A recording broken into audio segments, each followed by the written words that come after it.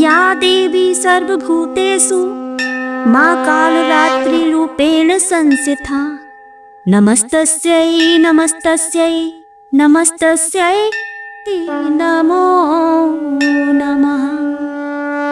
अर्थात वह देवी जो सभी प्राणियों में विद्यमान है और जो माँ कालरात्रि के रूप में स्थापित है, उन माता को बार बार प्रणाम है, बार बार नमस्कार है। जय माता दी। ओम देवी कालरात्रै नमः। प्रिय श्रद्धालु जनों, माँ जगदम्बा की असीम कृपा से ही जीवन में सुख, शांति और समृद्धि आती है। शास्त्रों में कहा गया है, दुर्गा सप्तशती पाठ मंत्रों से कहीं गुना फलदायी है। माँ दुर्गा ने कहा है, जिस घर में श्रद्धा भाव से दुर्गा सप्तशती का पाठ होता है, वहाँ स्वयं माँ का दिव्य वास होता है और उस स्थान को कोई विपत्ति, कोई रोग, कोई कलेश छू भी नहीं सकता। तो आप अपनी मंगल कामना के लिए, विपत्ति व्याधियों से मुक्ति के लिए, धन संपदा की प्राप्ति के लिए दुर्गा सप्तशती का पाठ रोज किया करें। ओम दुम दुर्गाय नमः।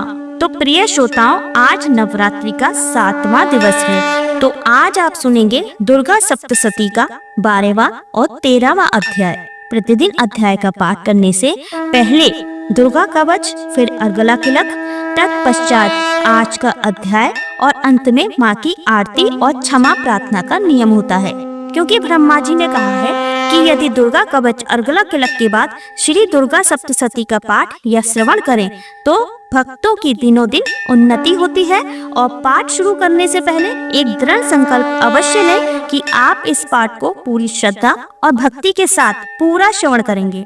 देवी से प्रार्थना करें कि वे आपके जीवन में आध्यात्मिक उन्नति, शांति और संतुलन प्रदान करें। भक्ति भाव से इस मंत्र का उच्चारण कीजिए।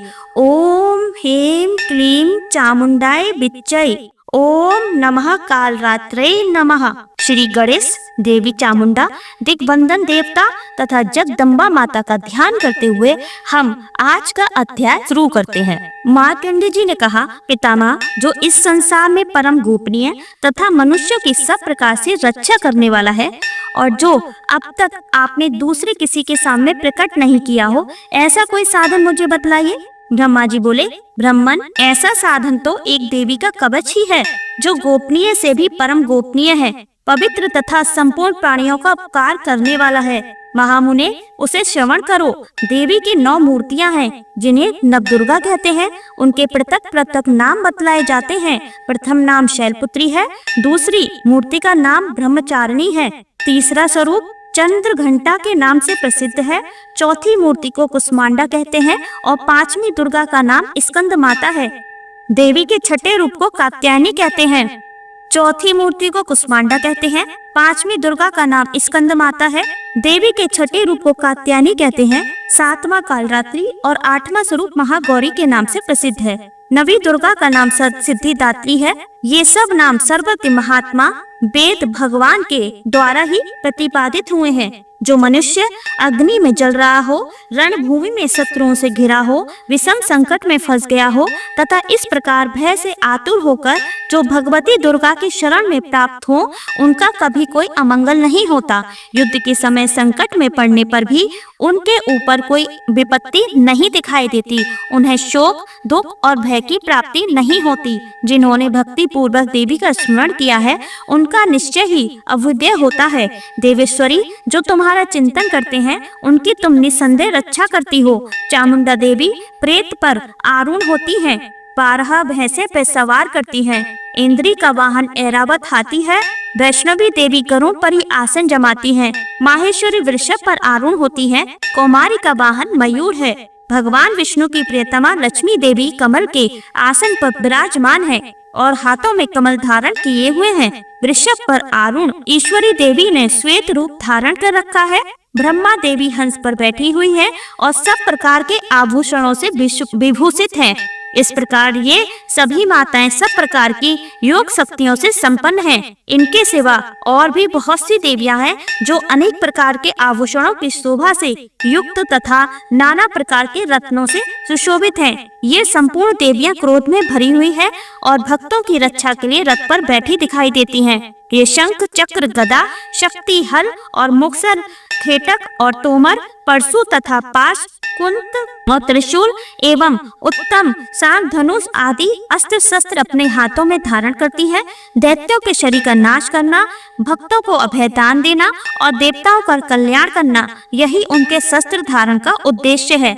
महान रौद्र रूप, अत्यंत घोर पराक्रम, महान बल और महान उत्साह वाली देवी, तुम महान भय का नाश करने वाली हो। तुम्हें नमस्कार है। तुम्हारी ओर देखना भी कठिन है। शत्रुओं का भय बढ़ाने वाली जगदम्बिके, मेरी रक्षा करो। पूर्व दिशा में इंद्री, मेरी रक्षा करो। अग्नि कोण में अग्नि शक्ति, दक्षिण दिशा में वाराही तथा नैऋत्य कोण में खड़ग धारणी, मेरी रक्षा करें। पश्चिम दिशा में वारुणी और वायव्य कोण में मृग पर सवारी करने वाली देवी, मेरी रक्षा करें। उत्तर दिशा में कौमारी और ईशान कोण में सूर्य धारणी देवी, रक्षा करें। ब्रह्माणी, तुम ऊपर की ओर से मेरी रक्षा करो और वैष्णवी देवी नीचे की ओर से मेरी रक्षा करें। इस प्रकार सबको अपना वाहन बनाने वाली चामुंडा देवी दसों दिशाओं में मेरी रक्षा करें। जया आगे से और विजया पीछे की ओर से मेरी रक्षा करें। वाम भाग में अजिता और दक्षिण भाग में अपराजिता रक्षा करें। उद्धोतिनी शिखा की रक्षा करें। उमा मेरे मस्तक पर विराजमान होकर रक्षा करें। ललाट में मालाधारी रक्षा करें और यशस्विनी देवी मेरी बाहों का रक्षा करें। बाहों के मध्य भाग में त्रिनेत्रा और नथनों की यम घंटा देवी रक्षा करें। दोनों नेत्रों के मध्य भाग में शंखिनी और कानों में द्वारवासिनी रक्षा करें। कालिका देवी कपालों की तथा भगवती शंकरी कानों के मूल भाग की रक्षा करें। नासिका में सुगंधा और ऊपर के होठ में चर्चिका देवी रक्षा करें। नीचे के होठ में अमृतकला तथा जिह्वा में सरस्वती देवी रक्षा करें। कुमारी दांतों की और चंडिका कंठ प्रदेश की रक्षा करें। चित्र घंटा गले की, घाटी की और महामाया तालु में रहकर रक्षा करें। कमाची थोड़ी की और सर्वमंगला मेरी वाणी की रक्षा करें। भद्रकाली ग्रीवा में और धनुर्धरी पृष्ठ वंश में और रहकर रक्षा करें। कंठ के बाहरी भाग में नील ग्रीवा और कंठ की नली में नलकुबरी रक्षा करें। दोनों कंधों में खड़गिनी और मेरी दोनों भुजाओं की ब्रज धारणी रक्षा करें।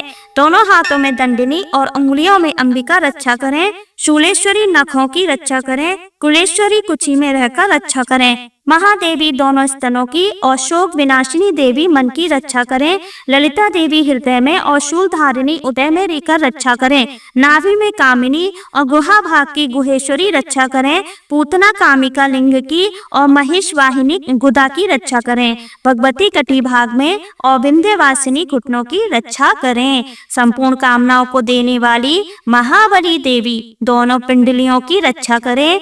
नारसिंही दोनों घुटियों की और तेजस्वी देवी दोनों चरणों के पृष्ठ भाग की रक्षा करें। श्रीदेवी पैरों की उंगलियों में और तलवासिनी पैरों के तलुओं में रहकर रक्षा करें। अपनी दाढ़ों के कारण भयंकर दिखाई देने वाली दृष्टा कराली देवी नखों की और उर्ध्व केशवनी देवी केशों की रक्षा करें। रोमावलियों के छिद्रों में कोवेरी और त्वचा की बागेश्वरी देवी रक्षा करें। पार्वती देवी रक्त, मज्जा, बसा, मांस, हड्डी और मेद की रक्षा करें। आंतों की कालरात्रि और पित्त की मुकुटेश्वरी रक्षा करें। मूलाधार आदि कमल कोशों में पद्मावती देवी और कफ में चूड़ामणि देवी स्थित होकर रक्षा करें। नक के तेज की ज्वालामुखी रक्षा करें, जिसका किसी भी अस्त्र से भेदन नहीं हो सकता। वह अभेदा देवी शरीर की समस्त संधियों में रहकर रक्षा करें। हे ब्रह्माणी, आप मेरे वीर की रक्षा करें। छत्रेश्वरी छाया की तथा धर्मधारिणी देवी मेरे अहंकार, मन और बुद्धि की रक्षा करें। हाथ में वज्र धारण करने वाली वज्र हस्ता देवी मेरे प्राण, अपान, व्यान, उदान और समान वायु की रक्षा करें। कल्याण से सुशोभित होने वाली भगवती कल्याण शोभना मेरे प्राण की रक्षा करें। रस, रूप, गंध, शब्द और स्पर्श इन विषयों का अनुभव करते समय योगिनी देवी रक्षा करें। करें तथा सत्व गुण, रजोगुण, तमोगुण की रक्षा सदा नारिणी देवी करें। बराही आयु की रक्षा करें, वैष्णवी धर्म की रक्षा करें तथा चक्रणी देवी यश, कीर्ति, लक्ष्मी, धन तथा विद्या की रक्षा करें। इंद्राणी आप मेरे गोत्र की रक्षा करें। चंडिके तुम मेरे पशुओं की रक्षा करो। महालक्ष्मी पुत्रों की रक्षा करें और भैरवी पत्नी की रक्षा करें। मेरे पद की सुपथा तथा मार्ग के क्षेम करी रक्षा करें। राजा के दरबार में महालक्ष्मी रक्षा करें तथा सब ओर व्याप्त रहने वाली विद्या देवी संपूर्ण भयों से मेरी रक्षा करें। देवी जो स्थान कवच में नहीं कहा गया है अतएव रक्षा से रहित है, वह सब तुम्हारे द्वारा सुरक्षित हो, क्योंकि तुम विजयशालिनी और पाप नाशिनी हो। यदि अपने शरीर का भला चाहें तो मनुष्य बिना कवच के कहीं एक पग भी न जाए, कवच का पाठ करके ही यात्रा करे। कवच के द्वारा सब ओर से सुरक्षित मनुष्य जहाँ जहाँ भी जाता है वहाँ वहाँ उसे धन लाभ होता है तथा संपूर्ण कामनाओं की सिद्धि करने वाली विजय की प्राप्ति होती है। वह जिस जिस अविष्ट वस्तु का चिंतन करता है उसको निश्चय ही प्राप्त कर लेता है। वह पुरुष इस पृथ्वी पर तुलना रहित महान ऐश्वर्य का भागी होता है। कवच से सुरक्षित मनुष्य निर्भय हो जाता है और युद्ध उसकी पराजय नहीं होती है तथा वह तीनों लोकों में पूजनीय होता है। देवी का यह कवच देवताओं के लिए दुर्लभ है। जो प्रतिदिन नियम पूर्वक तीनों संध्याओं के समय श्रद्धा के साथ इसका पाठ करता है उसे देवी कला प्राप्त होती है। देवी का यह कवच देवताओं के लिए भी दुर्लभ है। जो प्रतिदिन नियम पूर्वक तीनों संध्याओं के समय श्रद्धा के साथ इसका पाठ करता है उसे देवी कला प्राप्त होती है, तो वह तीनों लोकों में कहीं भी पराजित नहीं होता। इतना ही नहीं, वह अपमृत्यु से रहित हो 100 से भी अधिक वर्षों तक जीवित रहता है। मकड़ी, चेचक और कोढ़ आदि उसकी संपूर्ण व्याधियां नष्ट हो जाती हैं। कनेर, भांग, अफीम, धतूरे आदि का स्थवर विष, सांप और बिच्छू आदि के काटने से चढ़ा हुआ जंगम विष तथा अहिफेन और तेल के संयोग आदि से बनने वाला कृत्रिम विष, ये सभी प्रकार के विष दूर हो जाते हैं, उनका कोई असर नहीं होता। इस पृथ्वी पर मारण, मोहन आदि जितने अभिचारिक प्रयोग होते हैं तथा इस प्रकार के जितने भी मंत्र यंत्र होते हैं वे सब इस कवच को हृदय में धारण कर लेने पर उस मनुष्य को देखते ही नष्ट हो जाते हैं। यही नहीं, पृथ्वी पर विचरने वाले ग्राम देवता, आकाशचारी देव, विषय जल के संबंध से प्रकट होने वाले गण, उपदेश मात्र से सिद्ध होने वाले निम्न कोटि के देवता, अपने जन्म के साथ प्रकट होने वाले देवता, कुल देवता, माला, डाकिनी, साकिनी, अंतरिक्ष में विचरने वाली अत्यंत बलवती भयानक डाकिनियां, ग्रह, भूत, पिशाच, यक्ष, गंधर्व, राक्षस, ब्रह्मा, राक्षस, बैताल, कूष्मांड और भैरव आदि अनिष्ट कारक देवता भी हृदय में कवच धारण किए रहने पर उस मनुष्य को देखते ही भाग जाते हैं। कवचधारी पुरुष को राजा से सम्मान वृद्धि प्राप्त होती है। यह कवच मनुष्य के तेज की वृद्धि करने वाला और उत्तम है। कवच का पाठ करने वाला पुरुष अपनी कीर्ति से विभूषित भूतल पर अपने सुयश के साथ साथ वृद्धि को प्राप्त होता है। जो पहले कवच का पाठ करके उसके बाद सप्तशती चंडी का पाठ करता है उसकी जब तक वन, पर्वत और कानौन सहित यह पृथ्वी टिकी रहती है, जब तक यहाँ पुत्र, पौत्र आदि संतान परंपरा बनी रहती है। फिर देह का अंत होने पर वह पुरुष भगवती महामाया के प्रसाद से उस नित्य परम पद को प्राप्त होता है जो देवताओं के लिए भी दुर्लभ है। वह सुंदर दिव्य रूप धारण करता है और कल्याणमय शिव के साथ आनंद का भागी होता है। अब सुनिए अगला श्लोक। ओम चंडिका देवी को नमस्कार है। मार्कंडेय जी कहते हैं, जयंती, मंगला काली, भद्र काली, कपालिनी, दुर्गा, क्षमा, शिवा, धात्री, स्वाहा और स्वधा, इन नामों से प्रसिद्ध जगदम्बिके तुम्हें मेरा नमस्कार हो। देवी चामुंडे तुम्हारी जय हो। संपूर्ण प्राणियों की पीड़ा हरने वाली देवी तुम्हारी जय हो। सब में व्याप्त रहने वाली देवी तुम्हारी जय हो। काल रात्रि तुम्हें नमस्कार हो। मधु और कैटब को मारने वाली तथा ब्रह्मा जी को वरदान देने वाली देवी तुम्हें नमस्कार है। तुम मुझे रूप दो, जय दो, यश दो और काम, क्रोध आदि शत्रुओं का नाश करो। महिषासुर का नाश करने वाली तथा भक्तों को सुख देने वाली देवी तुम्हें नमस्कार है। तुम रूप दो, जय दो, यश दो, काम, क्रोध आदि शत्रुओं का नाश करो। रक्त बीज का वध और चंड मुंड का विनाश करने वाली देवी तुम रूप दो, जय दो, यश दो और काम, क्रोध आदि शत्रुओं का नाश करो। शुंभ और निशुंभ तथा धूम लोचन का मर्दन करने वाली देवी तुम रूप दो, जय दो, यश दो, काम, क्रोध आदि शत्रुओं का नाश करो। सबके द्वारा वंदित युगल चरणों वाली तथा संपूर्ण सौभाग्य प्रदान करने वाली देवी तुम रूप दो, जय दो, यश दो, काम क्रोध आदि शत्रुओं का नाश करो। देवी तुम्हारे रूप और चरित्र अचिंतनीय हैं। तुम समस्त शत्रुओं का नाश करने वाली हो। रूप दो, जय दो, यश दो और काम क्रोध आदि शत्रुओं का नाश करो। पापों को दूर करने वाली चंडिके, जो भक्ति पूर्वक तुम्हारे चरणों में सर्वदा मस्तक झुकाते हैं, उन्हें रूप दो, जय दो, यश दो और उनके काम क्रोध आदि शत्रुओं का नाश करो। रोगों का नाश करने वाली चंडिके, जो भक्ति पूर्वक तुम्हारी स्तुति करते हैं, उन्हें रूप दो, जय दो, यश दो और उनके काम क्रोध आदि शत्रुओं का नाश करो। चंडिके, इस संसार में जो भक्ति पूर्वक तुम्हारी पूजा करते हैं, उन्हें रूप दो, जय दो, यश दो, उनके काम क्रोध आदि शत्रुओं का नाश करो। मुझे सौभाग्य और आरोग्य दो, परम सुख दो, रूप दो, जय दो, यश दो, मेरे काम क्रोध आदि शत्रुओं का नाश करो। जो मुझसे द्वेष रखते हो, उनका नाश और मेरे बल की वृद्धि करो।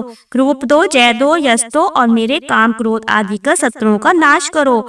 देवी, मेरा कल्याण करो, मुझे उत्तम संपत्ति प्रदान करो। रूप दो, जय दो, यश दो और काम क्रोध आदि शत्रुओं का नाश करो।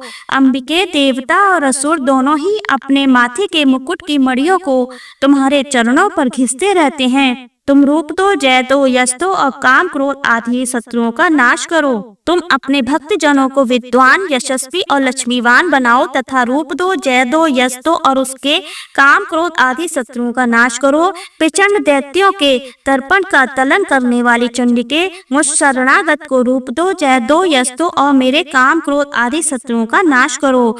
चतुर्मुख ब्रह्मा जी के द्वारा प्रशंसित चार भुजा धारिणी परमेश्वरी, तुम रूप दो, जय दो, यश दो और काम क्रोध आदि शत्रुओं का नाश करो। देवी अंबिके, भगवान विष्णु नित्य निरंतर भक्ति पूर्वक तुम्हारी स्तुति करते रहते हैं। तुम रूप दो, जय दो, यश दो और काम क्रोध आदि शत्रुओं का नाश करो। हिमालय कन्या पार्वती के पति महादेव जी के द्वारा प्रशंसित होने वाली परमेश्वरी, तुम रूप दो, जय दो, यश दो और काम क्रोध आदि शत्रुओं का नाश करो। सचिपति इंद्र के द्वारा सद्भाव से पूजित होने वाली परमेश्वरी, तुम रूप दो, जय दो, यश दो और काम क्रोध आदि शत्रुओं का नाश करो। प्रचंड भुजदंडों वाले दैत्यों का घमंड चूर करने वाली देवी, तुम रूप दो, जय दो, यश दो और काम क्रोध आदि शत्रुओं का नाश करो। देवी अंबिके, तुम अपने भक्त जनों को सदा असीम आनंद प्रदान करती रहो। तुम मुझे रूप दो, यश दो और मेरे काम क्रोध आदि शत्रुओं का नाश करो। मन की इच्छा के अनुसार चलने वाली मनोहर पत्नी प्रदान करो, जो दुर्गम संसार सागर से तारने वाली तथा उत्तम कुल में उत्पन्न हो। जो मनुष्य इस स्रोत का पाठ करके सप्तसती रूप महास्रोतम का पाठ करता है, वह सप्तसती की जप संख्या से मिलने वाले श्रेष्ठ फल को प्राप्त होता है। साथ ही वह प्रचुर संपत्ति भी प्राप्त कर लेता है। अर्गला स्रोत संपूर्ण हुआ। अब हम कीलक स्रोत का पाठ करते हैं। मार्कंडे जी कहते हैं, विशुद्ध ज्ञान ही जिनका शरीर है, तीनों वेद ही जिनके तीन दिव्य नेत्र हैं, जो कल्याण प्राप्ति के हेतु हैं तथा अपने मस्तक पर अर्धचंद्रिका मुकुट धारण करते हैं, उन भगवान शिव को नमस्कार है। मंत्रों का जो अभिकीलक है, अर्थात मंत्रों की सिद्धि में विघ्न उपस्थित करने वाले, सांप रूपी कीलक का जो निवारण करने वाला है, उस सप्तसती स्रोत को संपूर्ण रूप से जानना चाहिए। यद्यपि सप्तसती के अतिरिक्त अन्य मंत्रों के जप में भी जो निरंतर लगा रहता है, वह भी कल्याण का भागी होता है। उसके भी उच्चाटन आदि कर्म सिद्ध होते हैं तथा उसे भी समस्त दुर्लभ वस्तुओं की प्राप्ति हो जाती है। तथापि जो अन्य मंत्रों का जप न करके केवल इस सप्तसती नामक स्रोत से ही देवी की स्तुति करते हैं, उन्हें स्तुति मात्र से ही सच्चिदानंद स्वरूपिणी देवी सिद्ध हो जाती हैं। उन्हें अपने कार्य की सिद्धि के लिए मंत्र, औषधि तथा अन्य किसी साधन के उपयोग की आवश्यकता नहीं रहती। बिना जप के ही उनके उच्चाटन आदि समस्त अभिचारिक कर्म सिद्ध हो जाते हैं। इतना ही नहीं, उनकी संपूर्ण अविष्ट वस्तुएं भी सिद्ध होती हैं। लोगों के मन में यह शंका थी कि जब केवल सप्तसती की उपासना से अथवा सप्तसती को छोड़कर अन्य मंत्रों की उपासना से भी समान रूप से सब कार्य सिद्ध होते हैं, तब इनमें श्रेष्ठ कौन सा साधन है। लोगों की इस शंका को सामने रखकर भगवान शंकर ने अपने पास आए हुए जिज्ञासुओं को समझाया कि यह सप्तसती नामक संपूर्ण स्रोत ही सर्वश्रेष्ठ कल्याणमय है। तदंतर भगवती चंडिका के सप्तसती नामक स्रोत को महादेव जी ने गुप्त कर दिया। सप्तसती के पाठ से जो पुण्य प्राप्त होता होता है उसकी कभी समाप्ति नहीं होती, किंतु अन्य मंत्रों के जब जन्य पुण्य की प्राप्ति होती है। अतः भगवान शिव ने अन्य मंत्रों की अपेक्षा जो सप्तशती की ही श्रेष्ठता का निर्णय किया उसे यथार्थ ही जानना चाहिए। अन्य मंत्रों का जप करने वाला पुरुष भी यदि सप्तशती के स्रोत और जप का अनुष्ठान कर ले तो वह भी पूर्ण रूप से ही कल्याण का भागी होता है, इसमें तनिक भी संदेह नहीं है। जो साधक कृष्ण पक्ष की चतुर्दशी अथवा अष्टमी को एकाग्रचित्त होकर भगवती की सेवा में अपना सर्वस्व समर्पित कर देता है और फिर उसे प्रसाद रूप से ग्रहण करता है, उसी पर भगवती प्रसन्न होती हैं, अन्यथा उनकी प्रसन्नता नहीं होती। इस प्रकार सिद्धि के प्रतिबद्ध रूप करिके के द्वारा महादेव जी ने इस स्रोत को किलित की कर रखा है, जो पूर्वोत्तर स्मृति से निष्कीलन करके इस सप्तशती स्रोत का प्रतिदिन स्पष्ट उच्चारण पूर्वक पाठ करता है वह इस मनुष्य सिद्ध हो जाता है, वही देवी का पार्षद होता है और वही गंधर्व भी होता है। सर्वत्र विचरते रहने पर भी इस संसार में उसे कहीं भी भय नहीं होता, वह अब मृत्यु के वश में नहीं पड़ता तथा देह त्यागने के अनंतर मोक्ष प्राप्त कर लेता है। अतः कीलन को जानकर उसका परिहार करके ही सप्तशती का पाठ आरंभ करें, जो ऐसा नहीं करता उसका नाश हो जाता है। इसलिए कीलक और निष्कीलन का ज्ञान प्राप्त करने पर ही यह स्रोत निर्दोष होता है और विद्वान पुरुष इस निर्दोष स्रोत का ही पाठ आरंभ करते हैं।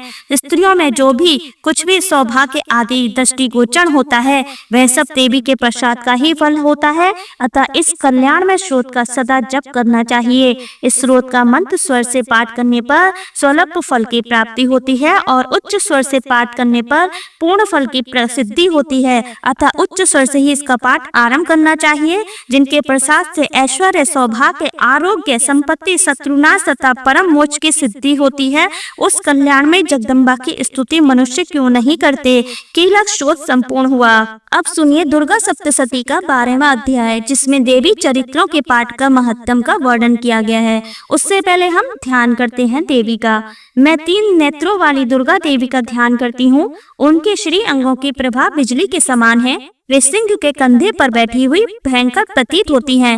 हाथों में तलवार और ढाल लिए अनेक कन्याएं उनकी सेवा में खड़ी हैं।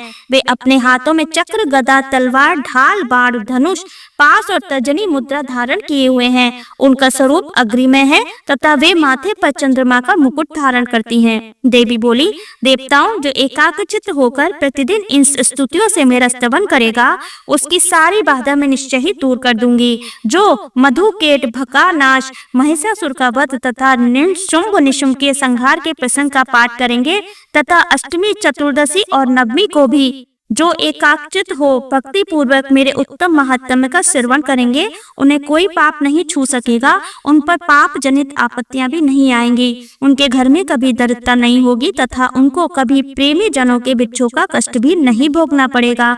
इतना ही नहीं, उन्हें शत्रु से, लुटेरों से, राजा से, शस्त्र से, अग्नि से तथा जल की राशि से भी कभी भय नहीं होगा। इसलिए सबको एकाग्रचित्त होकर भक्ति पूर्वक मेरे इस महात्म्य को सदा पढ़ना चाहिए और सुनना चाहिए। यह परम कल्याण कारक है। मेरा महात्म्य महामारी जनित समस्त उपद्रवों तथा आध्यात्मिक आदि तीनों प्रकार के उत्पादों को शांत करने वाला है। मेरे जिस मंदिर में प्रतिदिन विधि पूर्वक मेरे इस महात्म्य का पाठ किया जाता है, उस स्थान को मैं कभी नहीं छोड़ती। वहाँ सदा ही मेरा सन्निधान बना रहता है। बलिदान, पूजा, होम तथा महोत्सव के अवसरों पर मेरे इस चरित्र का पूरा पाठ और श्रवण करना चाहिए। ऐसा करने पर मनुष्य विधि को जानकर या बिना जाने भी मेरे लिए जो बलि, पूजा या होम आदि करेगा उसे मैं बड़ी प्रसन्नता के साथ ग्रहण करूंगी। शरद काल में जो वार्षिक महापूजा की जाती है, उस अवसर पर जो मेरे इस महात्म्य को भक्ति पूर्वक सुनेगा वह मनुष्य मेरे प्रसाद से सब बाधाओं से मुक्त तथा धन, धान्य एवं पुत्र से संपन्न होगा। इसमें तनिक भी संदेह नहीं है। मेरे इस महात्म्य, मेरे इस प्रादुर्भाव की सुंदर कथाएं तथा युद्ध में किए हुए मेरे पराक्रम सुनने से मनुष्य निर्भय हो जाता है। मेरे महात्म्य का श्रवण करने वाले पुरुषों के शत्रु नष्ट हो जाते हैं, उन्हें कल्याण की प्राप्ति होती है तथा उनका कुल आनंदित रहता है। सर्वत्र शांति क्रम में बुरे स्वप्न दिखाई देने पर तथा ग्रह जनित भयंकर पीड़ा उपस्थित होने पर मेरा महात्म्य श्रवण करना चाहिए।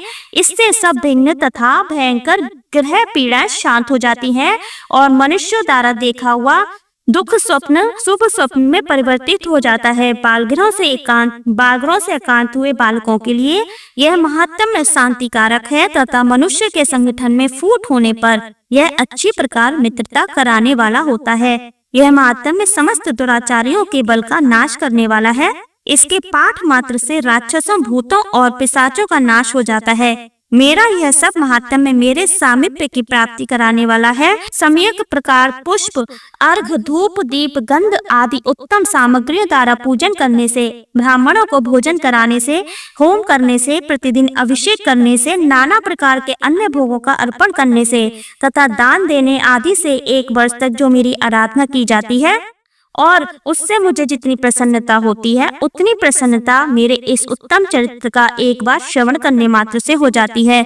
यह महात्म्य श्रवण करने पर पापों को हर लेता है और आरोग्य प्रदान करता है। मेरे प्रादुर्भाव का कीर्तन संपूर्ण भूतों से रक्षा करता है तथा मेरा युद्ध विषयक चरित्र दुष्ट दैत्यों का संहार करने वाला है। इसके श्रवण करने पर मनुष्य को शत्रु का भय नहीं रहता। देवताओं, तुमने और ब्रह्मा ऋषियों ने जो मेरी स्तुति की है तथा ब्रह्मा जी ने जो स्तुतियां की हैं वे सभी कल्याण में बुद्धि प्रदान करती हैं। वन में, सोने मार्ग में अथवा दवानल से घिर जाने पर, निर्जन स्थान में लुटेरों के दाव में पड़ जाने पर या शत्रुओं से पकड़े जाने पर अथवा जंगल में सिंह, व्याघ्र या जंगली हाथियों के पीछा करने पर, कुपित राजा के आदेश से बध या बंधन के स्थान में ले जाने पर अथवा महासागर में नाव पर बैठने के बाद भारी तूफान से नाव के डगमग होने पर और अत्यंत भयंकर युद्ध में शस्त्रों का प्रहार होने पर अथवा वेदनाथ से पीड़ित होने पर, किंग बहुना सभी भयानक बाधाओं के उपस्थित होने पर जो मेरे इस चरित्र का स्मरण करता है वह मनुष्य संकट से मुक्त हो जाता है। मेरे प्रभाव से सिंह आदि हिंसक जंतु नष्ट हो जाते हैं तथा लुटेरे और शत्रु भी मेरे चरित्र का स्मरण करने वाले पुरुष से दूर भागते हैं। ऋषि कहते हैं, यूं कहकर प्रचंड पराक्रम वाली भगवती चंडिका सब देवताओं के देखते देखते वहीं अंतर ध्यान हो गईं। फिर समस्त देवता भी शत्रुओं के मारे जाने से निर्भय हो पहले की ही भांति यज्ञ भाग का उपयोग करते हुए अपने अपने अधिकार का पालन करने लगे। संसार के विध्वंस करने वाले महाभयंकर अतुल पराक्रमी देव शत्रु शुंभ तथा महाबली निशुंभ के युद्ध में देवी द्वारा मारे जाने पर शेष दैत्य पाताल लोक में चले आए। राजन, इस प्रकार भगवती अंबिका देवी नित्य होती हुई भी पुनः पुनः प्रकट होकर जगत की रक्षा करती हैं। वे ही इस विश्व को मोहित करती, वे ही जगत को जन्म देती तथा वे ही प्रार्थना करने पर संतुष्ट हो विज्ञान एवं सम्मति प्रदान करती हैं। राजन, महाप्रलय के समय महामारी का स्वरूप धारण करने वाली वे महाकाली ही इस समस्त ब्रह्मांड में पर्याप्त हैं। वे ही समय समय पर महामारी होती है और वे ही स्वयं अजन्मा होती हुई भी सृष्टि के रूप में प्रकट होती हैं। वे सनातनी देवी ही समयानुसार संपूर्ण भूतों की रक्षा करती हैं। मनुष्य के अभ्युदय के समय वे ही घर में लक्ष्मी के रूप में स्थित हो उन्नति प्रदान करती हैं और वे ही अभाव के समय दरिद्रता बनकर विनाश का कारण होती हैं। पुष्प, धूप और गंध आदि से पूजन करके उनकी स्तुति करने पर वे धन, पुत्र, धार्मिक बुद्धि तथा उत्तम गति प्रदान करती हैं। इस प्रकार श्री मार्कंडेय पुराण में सार्वणिक मनवंतर की कथा के अंतर्गत देवी महात्म्य में फल स्तुति नामक 12वां अध्याय पूर्ण हुआ। अब सुनिए 13वां अध्याय सुरत और वैश्य, जिसमें सुरत और वैश्य को देवी का वरदान वर्णन है। उससे पहले देवी का ध्यान करते हैं जो उदय काल के सूर्य मंडल सी कांति धारण करने वाली हैं, जिनके 4 भुजाएं और 3 नेत्र हैं तथा जो अपने हाथों में पाश, अंकुश, वर एवं अभय की मुद्रा धारण किए रहती हैं, उन शिवा देवी का मैं ध्यान करती हूँ। ऋषि कहते हैं, राजन, इस प्रकार मैंने तुमसे देवी के उत्तम महात्म्य का वर्णन किया जो इस जगत को धारण करती हैं। उन देवी का ऐसा ही प्रभाव है, वे ही विद्या उत्पन्न करती हैं। भगवान विष्णु की महास्वरूपा उन भगवती के द्वारा ही तुम ये वैश्य तथा अनन्याय विवेकी जन मोहित होते हैं, मोहित हुए हैं तथा आगे भी मोहित होंगे। महाराज, तुम उन्हीं परमेश्वरी की शरण में जाओ। आराधना करने पर वे ही मनुष्य को भोग, स्वर्ग तथा मोक्ष प्रदान करती हैं। मार्कंडेय जी कहते हैं, क्रोष्टुकी जी, मेधा मुनि के ये वचन सुनकर राजा सुरत ने उत्तम व्रत का पालन करने वाले उन महाभाग महर्षि को प्रणाम किया। वे अत्यंत ममता और राज्यापहरण से बहुत खिन्न हो चुके थे। महामुनि इसलिए विरक्त होकर वे राजा तथा वैश्य तत्काल तपस्या को चले गए और वे जगदम्बा के दर्शन के लिए नदी के तट पर रहकर तपस्या करने लगे। वे वैश्य उत्तम देवी सूक्त का जप करते हुए तपस्या में प्रवृत्त हुए। वे दोनों नदी के तट पर देवी की मिट्टी की मूर्ति बनाकर पुष्प, धूप और हवन आदि द्वारा उनकी आराधना करने लगे। उन्होंने पहले तो आहार को धीरे धीरे कम किया, फिर बिल्कुल निराहार रहकर देवी में ही मन लगाए एकाग्रता पूर्वक उनका चिंतन आरंभ किया। वे दोनों अपने शरीर के रक्त से प्रोक्षित बलि देते हुए लगातार 3 वर्ष तक संयम पूर्वक आराधना करते रहे। इस पर प्रसन्न होकर जगत को धारण करने वाली चंडिका देवी ने प्रत्यक्ष दर्शन देकर कहा। देवी बोली, राजन तथा अपने कुल को आनंदित करने वाले वैश्य, तुम लोग जिस वस्तु की अभिलाषा रखते हो वह मुझसे मांगो, मैं संतुष्ट हूँ अतः तुम्हें वह सब कुछ दूंगी। मार्कंडेय जी कहते हैं, तब राजा ने दूसरे जन्म में नष्ट न होने वाला राज्य मांगा तथा इस जन्म में भी शत्रुओं की सेना को बलपूर्वक नष्ट करके पुनः अपना राज्य प्राप्त कर लेने का वरदान मांगा। वैश्य का चित्त संसार की ओर से खिन्न एवं विरक्त हो चुका था और वे बड़े बुद्धिमान थे अतः उस समय उन्होंने तो ममता और अहंता रूप आसक्ति का नाश करने वाला ज्ञान मांगा। देवी बोली, राजन, तुम थोड़े ही दिनों में शत्रुओं को मारकर अपना राज्य प्राप्त कर लोगे। अब वहाँ तुम्हारा राज्य स्थिर रहेगा। फिर मृत्यु के पश्चात तुम भगवान विश्वसुरवान के अंश से जन्म लेकर इस पृथ्वी पर सावर्णिक मनु के नाम से विख्यात हो जाओगे। वैश्वर्य, तुमने भी जिस वर को मुझसे प्राप्त करने की इच्छा की है उसे देती हूँ, तुम्हें मोक्ष के लिए ज्ञान प्राप्त होगा। मार्कंडेय जी कहते हैं, इस प्रकार उन दोनों को मनोवांछित वरदान देकर तथा उनके द्वारा भक्ति पूर्वक अपनी स्तुति सुनकर देवी अंबिका तत्काल अंतर्ध्यान हो गईं। इस तरह देवी से वरदान पाकर क्षत्रियों में श्रेष्ठ सूरत सूर्य से जन्म ले सावर्ण्य नामक मनु होंगे। इस प्रकार श्री मार्कंडेय पुराण में सावर्णिक मनवंतर की कथा के अंतर्गत देवी महात्म्य में सूरत और वैश्य को वरदान नामक 13वां अध्याय पूर्ण हुआ। जय माता दी। आइए अब क्षमा प्रार्थना करते हैं। हे परमेश्वरी, मेरे द्वारा रात दिन सहस्त्रों अपराध होते रहते हैं। यह मेरा दास है, यूँ समझकर मेरे उन अपराधों को तुम कृपा पूर्वक क्षमा करो। परमेश्वरी, मैं आह्वान नहीं जानती, विसर्जन करना नहीं जानती तथा पूजा करने का ढंग भी नहीं जानती, क्षमा करो देवी। सुरेश्वरी, मैंने जो मंत्रहीन, क्रियाहीन और भक्तिहीन पूजन किया है वह सब आपकी कृपा से पूर्ण हो। सैकड़ों अपराध करके भी जो तुम्हारे शरण में जा करके जगदम्बा कहकर पुकारता है उसे वह गति प्राप्त होती है जो ब्रह्मादि देवताओं के लिए भी सुलभ नहीं है। जगदम्बिके, मैं अपराधी हूँ किंतु तुम्हारी शरण में आई हूँ, इस समय दया का पात्र हूँ, तुम जैसा चाहो करो। देवी परमेश्वरी, अज्ञान से, भूल से अथवा बुद्धि भ्रांति होने के कारण मैंने जो न्यूनता या अधिकता कर दी हो वह सब क्षमा करो, प्रसन्न हो जाओ। सच्चिदानंद स्वरूपा परमेश्वरी, जगदम्बा कामेश्वरी, तुम प्रेम पूर्वक मेरी यह पूजा स्वीकार करो और मुझ पर प्रसन्न रहो। देवी सुरेश्वरी, तुम गोपनीय से भी गोपनीय वस्तु की रक्षा करने वाली हो, मेरे निवेदन किए हुए इस जप को ग्रहण करो, तुम्हारी कृपा से मुझे सिद्धि प्राप्त हो। जय माता दी।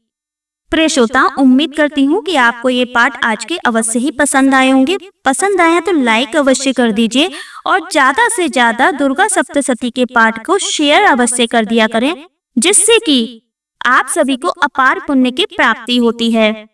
और हो सके तो ज्यादा से ज्यादा माता के नाम का गुणगान करने के लिए वीडियो को हाइप जरूर कर दिया करें, इससे भी अनंत पुण्यों की प्राप्ति होगी। हाइप का बटन आपको डाउनलोड के पास में मिल जाएगा, तो हाइप जरूर कर दें।